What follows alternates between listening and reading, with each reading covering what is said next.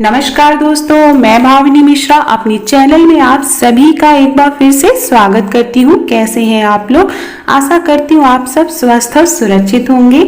आप सभी को हरितालिका तीज व्रत की बहुत बहुत शुभकामनाएं।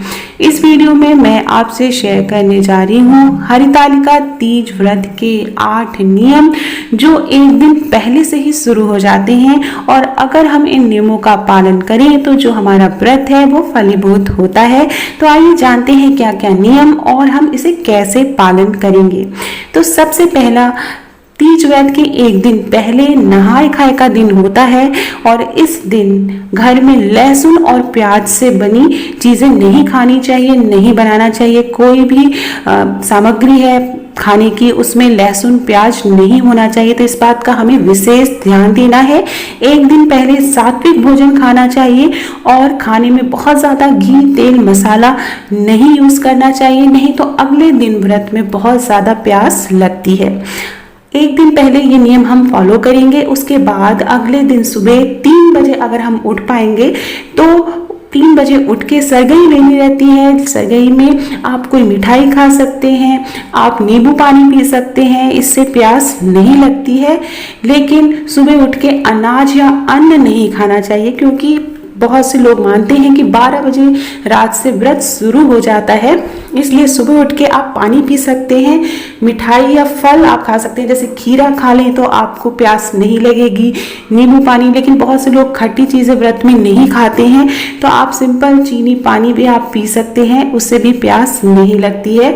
तो फल खा लें, जैसे केला खा सकते हैं, खीरा खा सकते हैं, इससे भी प्यास नहीं लगती है। थोड़ी सी मिठाई खा के आप पानी पी लें। बहुत सुबह सुबह पानी नहीं पिया जाता है, फिर भी आप 1 या 2 गिलास आप पानी सुबह उठ के ज़रूर पिए।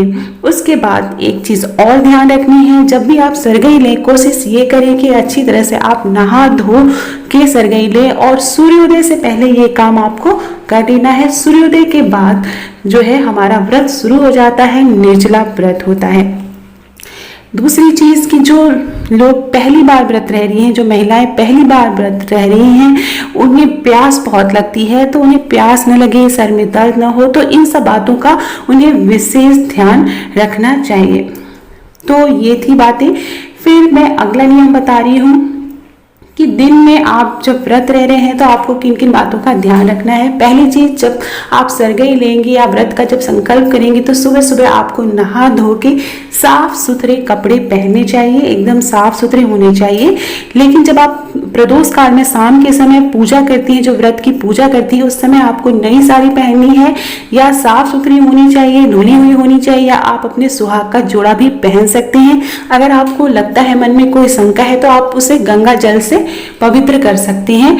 तो ये आप कर सकते हैं। दिन में जब भी आप व्रत रहें, किसी को अपशब्द नहीं बोलने चाहिए, किसी से लड़ाई झगड़ा नहीं करना चाहिए। भगवान शिव और माता पार्वती को याद करते रहना चाहिए, ओम नमः शिवाय का जाप करते रहना चाहिए। और जब व्रत शुरू हो जाए तो उसके बाद आप सोए ना। इस नियम का पालन भी आपको करना है। दिन भर आप भजन कीर्तन या आप कोई किताब पढ़ सकते हैं भक्तिमय, या गाना सुन सकते हैं भजन कीर्तन, लेकिन कोशिश ये करें कि दिन में ना सोएं।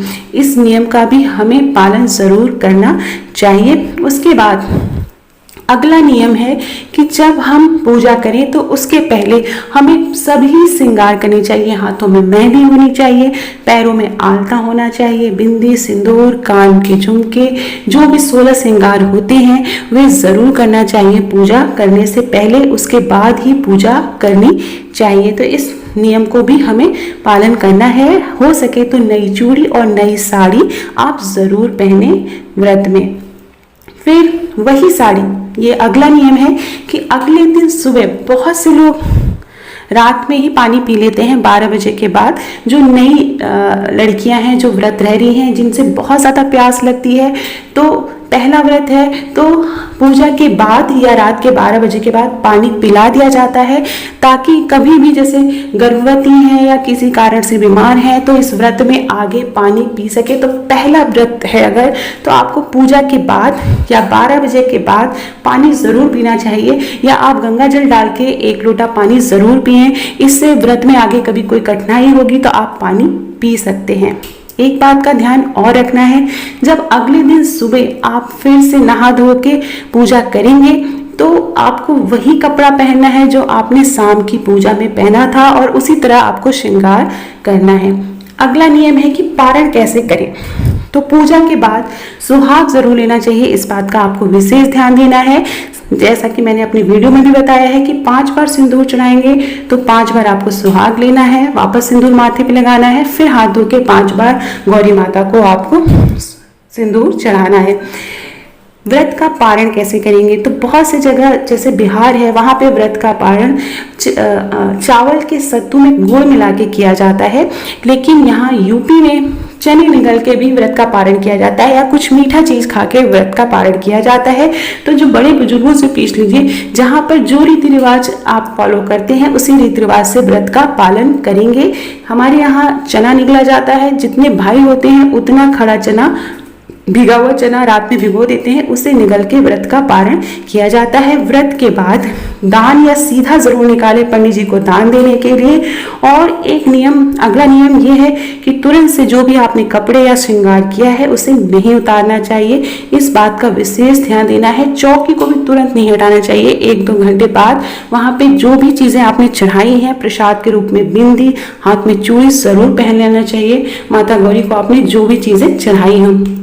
साथ में आपको इस बात का विशेष ध्यान देना है कि जब भी आप पूजा कर लें, जब पूजा समाप्त हो, व्रत का पारण कर लें, तो घर के सभी बड़ों से आशीर्वाद लें, फोन पे आशीर्वाद लें। ये काम आप एक दिन पहले भी कर सकते हैं। व्रत का एक और नियम है, जब आप पूजा करें तो हरितालिका तीज व्रत की कथा जरूर सुनें, इस बात का आपको विशेष ध्यान देना है। कोशिश करें कि आप रात में भी ना सोएं, भजन कीर्तन करते रहें। वैसे भी प्यास लगती है तो नींद नहीं आती है, तो इस बात का ध्यान रखना है। गर्भवती महिलाएं हैं तो वो निर्जला व्रत न रखें, क्योंकि माँ जानती हैं कि गर्भवती महिलाओं को निर्जला व्रत नहीं रखना चाहिए। फलाहार खा के अच्छे से आप व्रत रखें, व्रत करें, पूजा करें, फलाहार खा के करें। और अगर आप बहुत ज़्यादा बीमार हैं, किसी कारण से आपको दवाइयाँ खानी हैं, तो भी आप फलाहार खा के व्रत रखें। लेकिन जो लोग ठीक ठाक हैं उन्हें निर्जला व्रत ही रखना चाहिए, तो ही वो फलदायी होता है। तो ये थे व्रत के कुछ नियम। एक बात और, अगर आप पहली बार तीजा का व्रत रह रही हैं तो जो भी सामान तीजा में चढ़ाएं, व्रत में चढ़ाएं, वो मायके के पैसे से खरीदें या मायके से जो तीजा आता है उसी से पूजा की जाती है। तो ये छोटी छोटी बातें थी जो कि आपको अपने व्रत में ध्यान रखनी है। छोटे छोटे नियम हैं जो आपके व्रत को फलकारी बनाते हैं।